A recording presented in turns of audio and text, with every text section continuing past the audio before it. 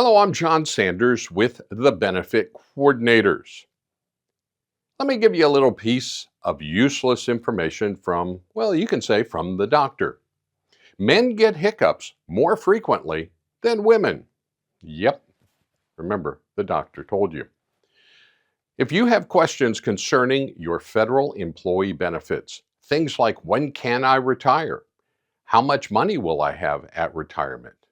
I really need a short term disability. Or, what are my chances of an early out? I'll tell you what, give us a call here at the Benefit Coordinators. We won't give you hiccups, we'll just give you good down home correct information. The Benefit Coordinators.